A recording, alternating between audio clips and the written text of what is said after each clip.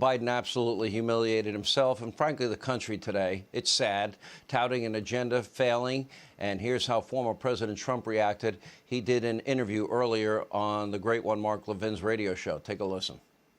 I imagine you saw most of this press conference. And, well, I did. And Joe Biden said he's had enormous progress during his presidency. I don't see it that way. Do you? Well, progress in destroying our country, yes. I think that's been tremendous. He also said something that I assume was a mistake, but he said he expects Putin to go in. He said, I expect him to go into Ukraine. And I thought that was a very unusual answer. I don't know if he knew what he was saying, because he said that as part of another question, and he was a little confused. The whole thing was just so horrible. But you look at the border with millions of people coming in, you look at inflation, you look at no more energy independence. No, we have a much different country than we had a year ago. Here with reaction, author of the best-selling book for all of 2021, American Marxism. He hosts Life, Liberty, and Levin right here on the Fox News channel, and I call him the great one, nationally syndicated radio host Mark Levin. All right, two questions. I want to get your take on Biden's presser, and I want to, give us a preview of what the president said. My take on it is Joe Biden said a number of provocative things. What's with the bobblehead? He said with the Yeah, what's that? I like the bobblehead. It reminds me of the president. I can't help it. And every now and then I talk to him. Anyway. Does he answer? And he deserves it. No, I speak for him, People say they've never seen him talk so long. For 2 hours today? That's I said, true. well, they don't live with him. He probably talks to himself a lot. But anyway, here's the thing. The president's exactly right. What he said about Russia, Putin might act and so forth, that was an incredibly provocative statement. It was outrageous. Putin's watching this, too. And he says he's made enormous progress, more than any president in history this time. The hell's he talking about? He's the John Tyler of our time, the James Buchanan of our time. More progress? You know who's made the most progress? The regime in Iran, the regime in North Korea, the regime in China, the regime in Russia. They're making a hell of a lot of progress. You know who's making progress? Illegal aliens are making progress. They're making a lot of progress. There's like two Americas here. The Democrat Party that lives in this sort of cocoon, and the rest of the nation. There's inflation. He says it's no big deal. We didn't talk about heat in schools today. Crime, people have mentioned that's true. The border's totally out of control.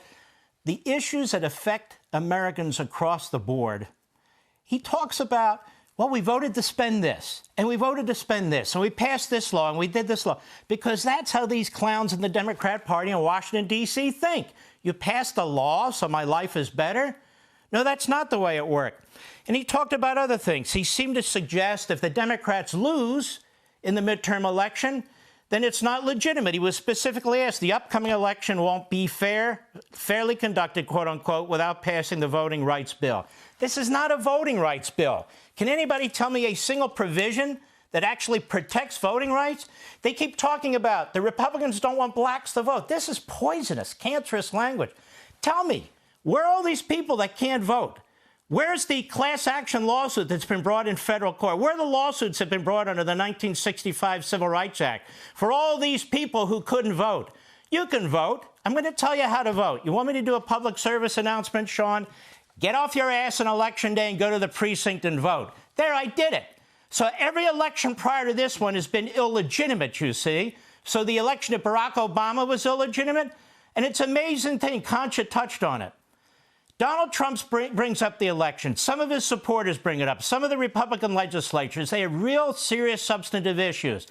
Joe Biden, in anticipation of the Democrats losing the House and maybe the Senate, has already said effectively this election will be illegitimate.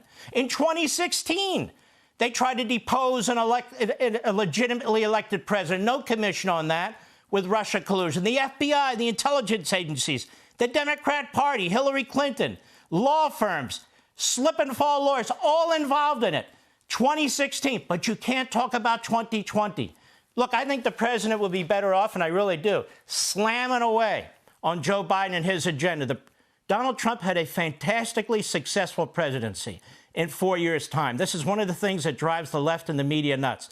A fantastically successful president, despite the war against him, despite these never-Trumpers led by McConnell and others trying to undermine him. I don't think we've ever seen anything like that. In fact, Joe Biden's wrong. He says enormous progress, more than any president in history at this time. No, Trump did more than any president in history at this time. All right, I hear the music, so Joe and I are going to leave. That's it. That's it. I'm done. All right, great one, Mark Levin. Don't forget his show on the weekend. It's Sunday nights, 8 p.m., right here on the Fox News Channel.